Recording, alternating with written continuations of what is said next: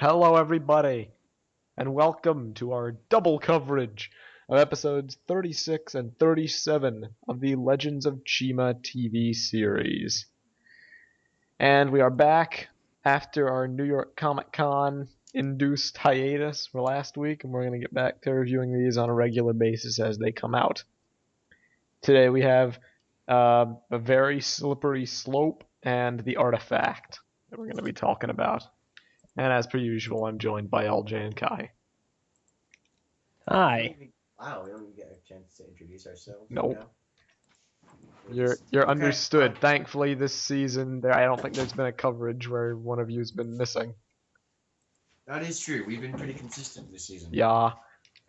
So I really enjoy that we watched these at once because I feel like it added a lot to the progression of the series. These episodes, a lot of stuff happened in them. These are probably some of the two most important episodes to watch. So without further ado, LJ, give us a brief recap. Alright, let's try this. So, first episode, Slippery Slope. What, it starts off them planning? Yes, was it? immediately. There's no messing around. We plan. Okay, yeah, so they recover fully from that icy attack from prior, and they're like, alright, we're gonna get into planning. Right, guys? Right, because Laval, he's the king. He wants to get to planning. He wants some action. He wants things to go down. He wants antics to ensue. So they plan. They get everything set up. Antics kind of ensue because the rhino starts eating, like they're surrounding a map. All the Red Pajama Squad people, they're surrounding a map, and the ice thing is demonstrated normally by blue icing. Well, they switched it over to chalk. Like pasty, weird blue chalk. And so the rhino started eating that. Get to And the gorilla almost ate that. So that was it's not important. Get to something. the actual plot that takes place. Good grief. So antics ensue there, I guess. They figure out a plan. The beavers, they're gonna lead. They're watching the path of the ice castle where all the prisoners are, and it's going to go over this huge gorge. Well, the beavers designed a bridge across this gorge to look like just a part of a forest. Then, when it walks across, blam, blam, blam, blam, blam, they're going to fall into the gorge. Like we haven't had enough things fall into gorges. So, they do that, antics ensue, castle comes over, we get some comedy with, what's his name? Wazor? Wolf guy? Warriors. Worries? Warriors! Yeah, Warriors and the gorilla guy. Yeah, wasn't it? Wazor the wacky. So we have some comedic moments with the gorilla and the wolf, and they're driving in a wolf tank. So that was kind of humorous. They're going to be the distraction. While they're distracting the giant ice castle that is in this gorge, everybody else is going to jump in, free all the prisoners, plus Liella, because Liella. So that happens. Plan seemingly goes without a hitch. Antics majorly ensue. There was some hilarity with the ravens. That was funny. Humor with, what are they called? The mammoths. Yeah. That was also humorous. Poor guy's trunk.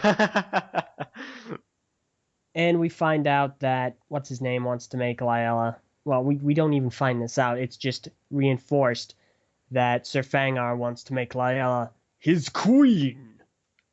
So that happens. We see Liella. The plan goes without a hitch.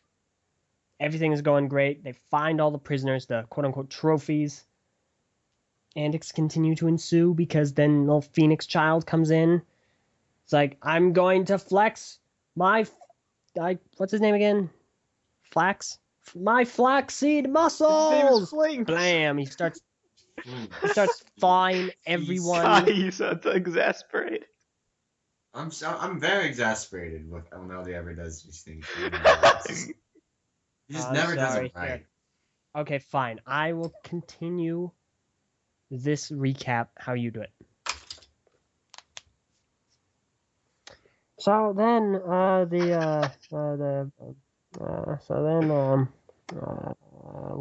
happened? So then So then, the yeah, Phoenix went Flinks, frickin' he's Phoenix like, on us. yeah, And he he tried to goes, burn, he melted yeah, he off does that, everybody. and then, Nice yeah, continuity nods with the spiders.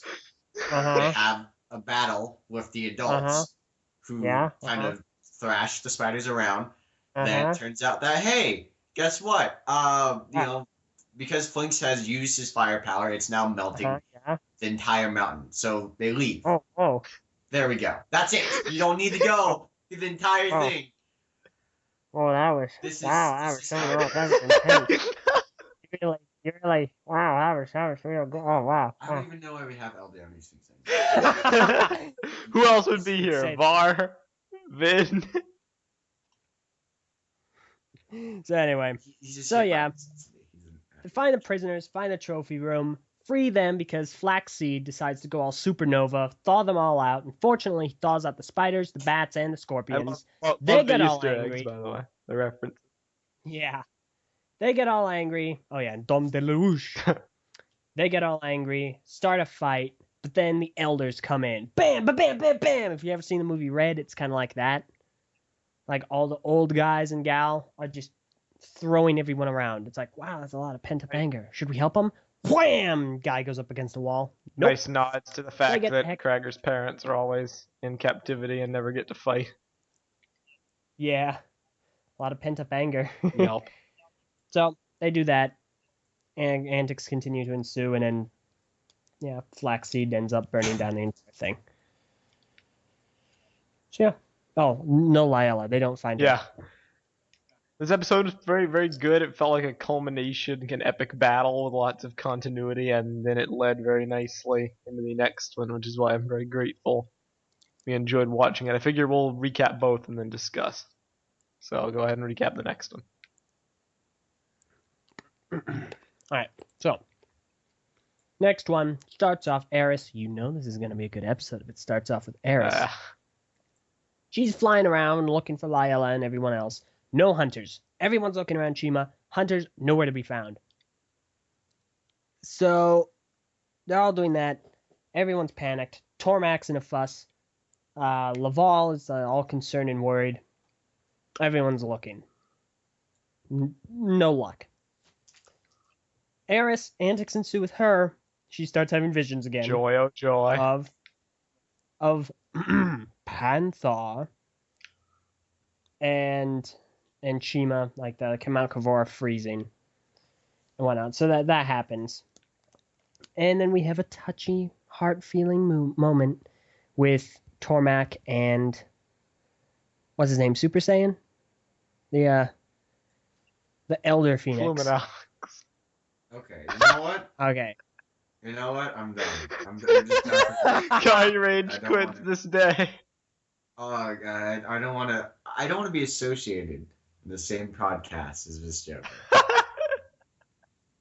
You don't want to be All right. associated with Joker? Well, yeah, that guy's a maniac. Whichever one, Mass Effect or DC. So anyway, so Fluminox and Tormac, they have a heartfelt discussion. Tormac goes and he remembers all the... Wait, no. First, Fluminox remembers all the heartwarming moments he had with his Fluminox, daughter. remember nothing. Fluminox is the freaking Phoenix. His name literally starts with PH for Phoenix. Easy. I got this. There are too many flashbacks. So Technically, his name Fluminox starts with an does- F.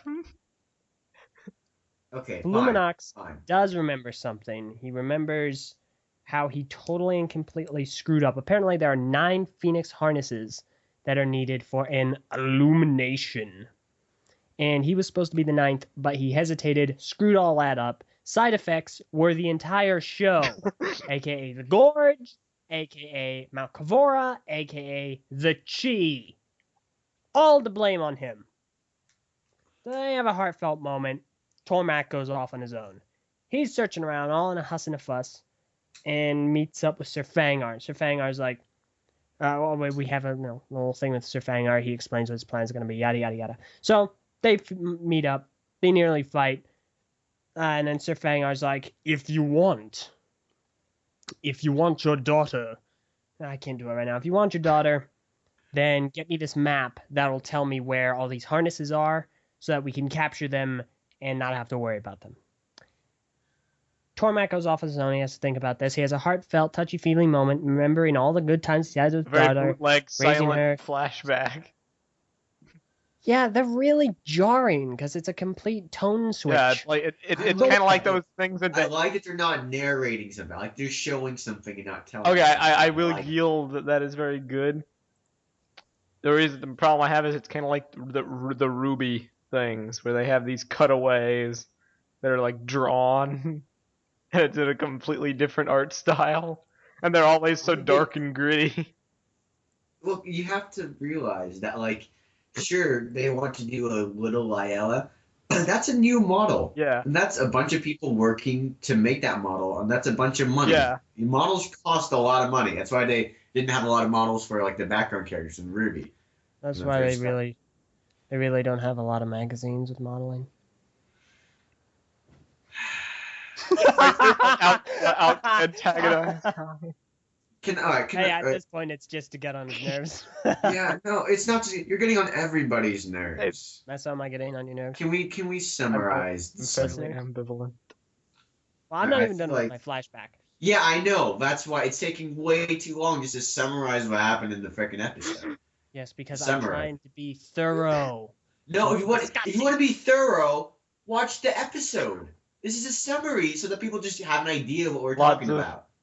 It's a summary so that people remember, in case they I'm forgot, in case they had a short attention span like you.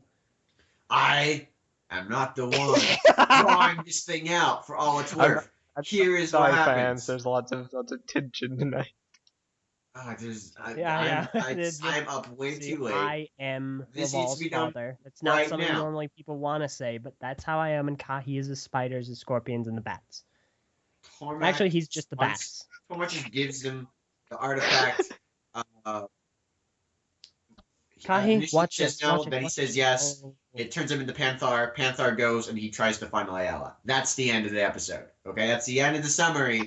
See It's how gonna boring finish that a long was, time ago. guys? See how much of a buzzkill Kahi is? That was so short because it's a freaking summary. Let's actually talk about the episode now instead of just going over the plot, which everyone's already What? seen.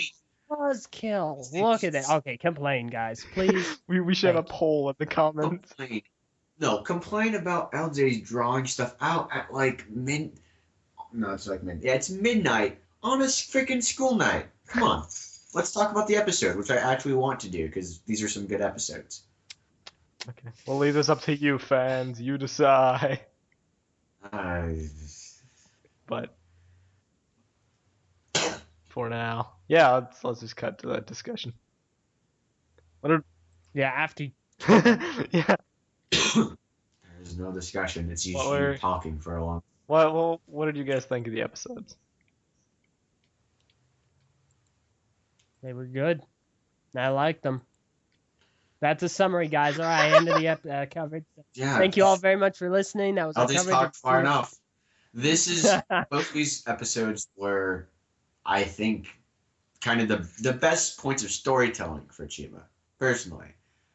For me, the first episode had a lot of continuity nods. You know, they went back and they revisited stuff. They wrapped up some plot lines. They kind of everything made sense in that regard. All the stuff that had been foreshadowed kind of paid off, you know? So I'm glad that all happened. I'm glad we actually got to see the parents fighting too. Glad Naval had some actual strategy when it came to going up against the mountain and stuff. And it was a giant success. The second one had, again, showing, not telling. Granted, it was a flashback, true, but they did not have a narrative saying, "Oh, I love my daughter. This is how much I love my daughter." That is true. Yada, yada, yada. I do Dollar? applaud them. Yeah, I like dollars too. I do applaud them for that. Yeah, I thought that was really good, and it really did show. There's something you don't really see a lot in media is like this kind of father-daughter relationship thing. It's very rarely shown in like, especially like in kids media, a lot. I feel at least.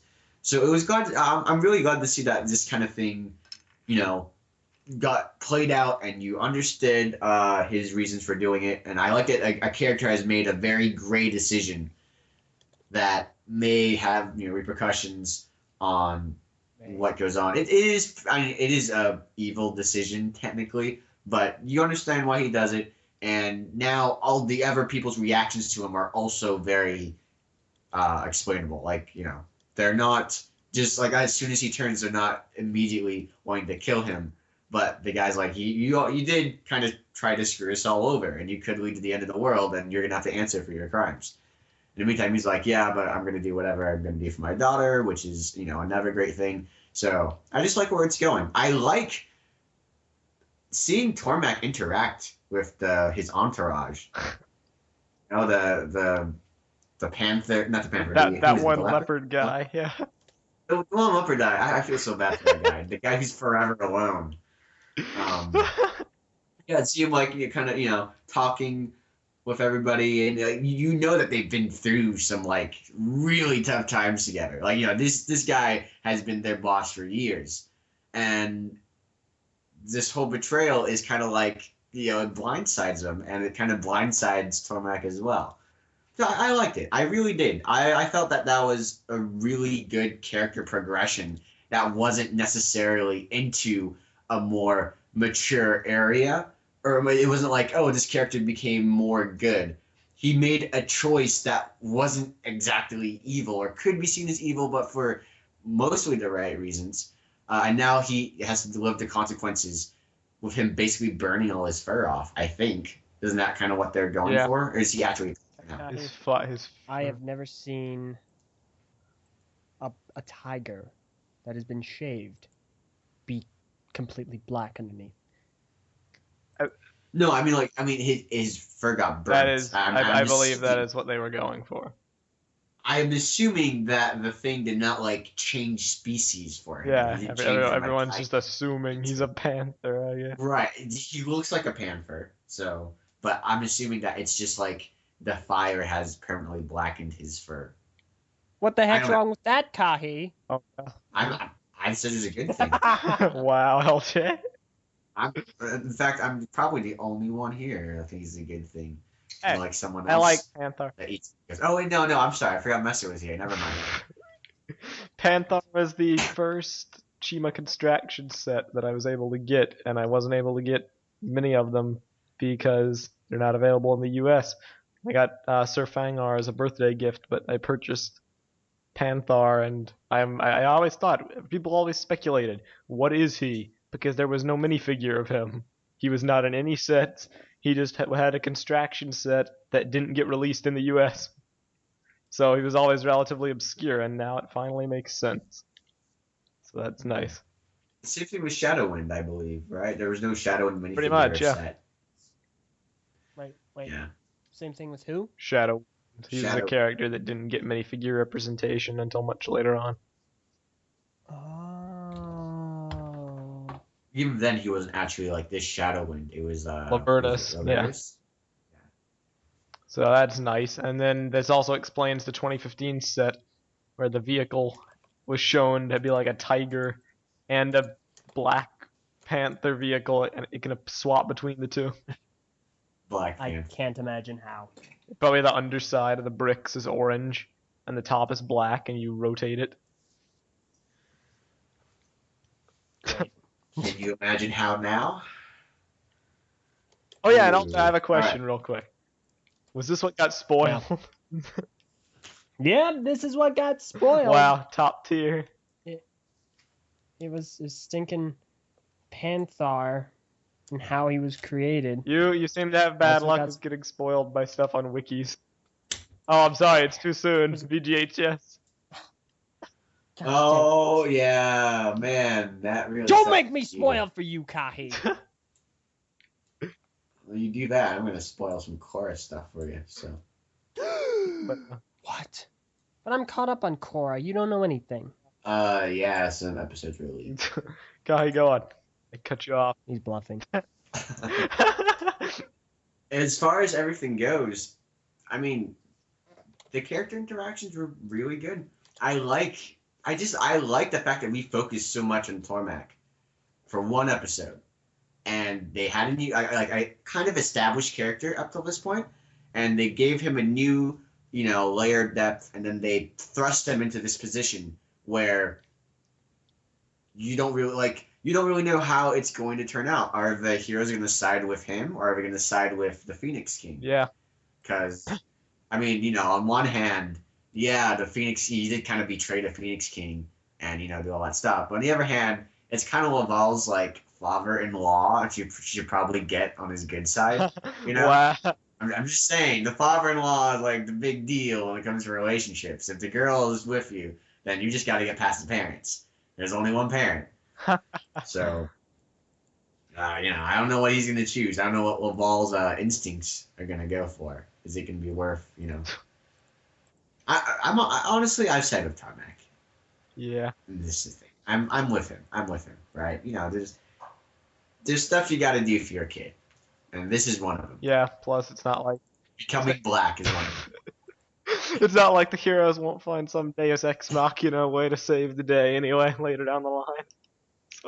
It's a kid's show. It's gonna be fine. Let's see. Okay, LJ, what do you think of this double pair of episodes? Double pair. Wow.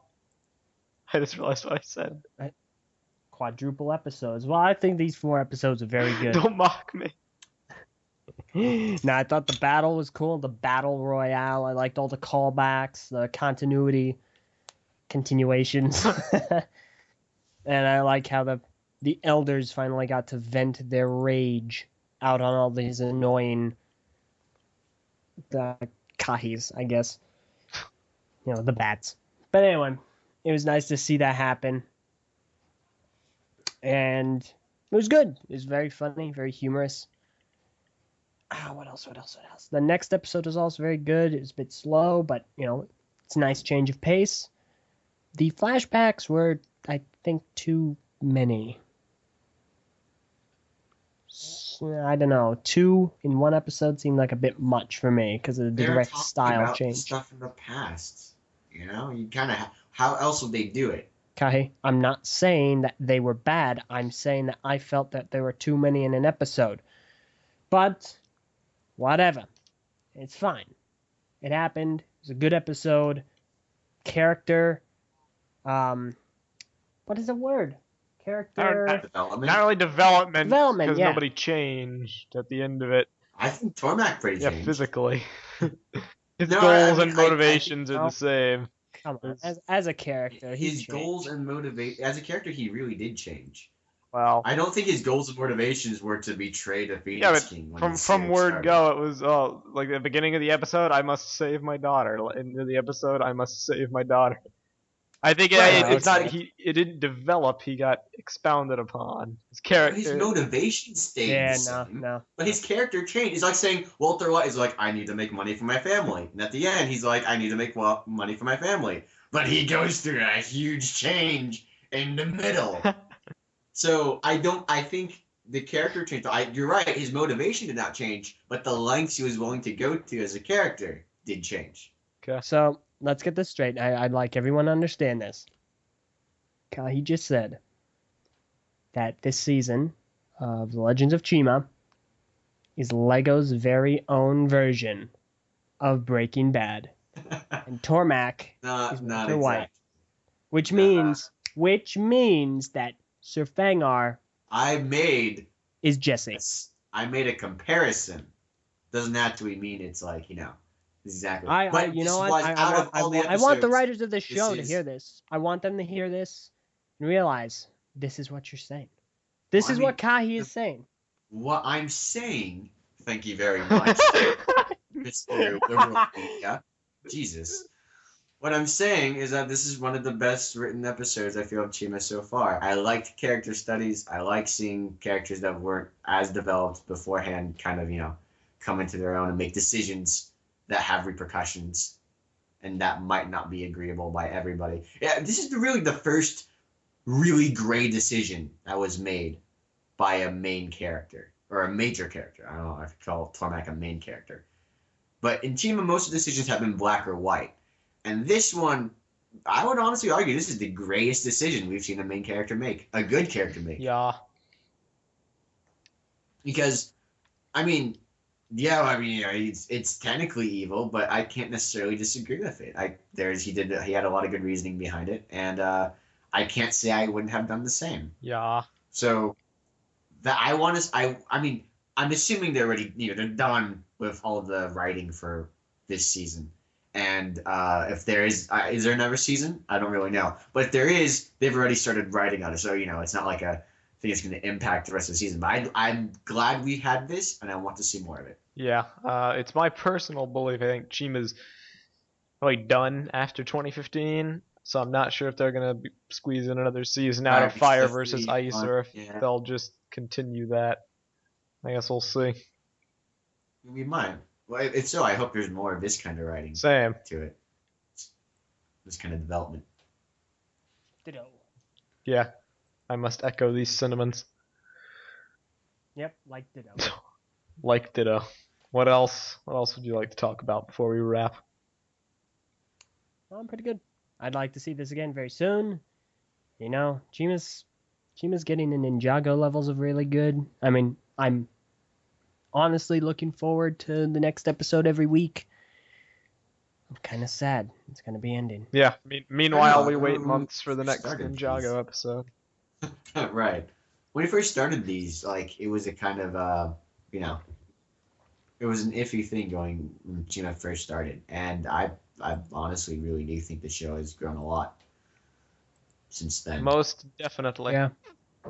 My liking of the show too. I remember one of our initial complaints about Laval was really big, and now he voices one of my favorite characters on the show now, which is one of the vultures.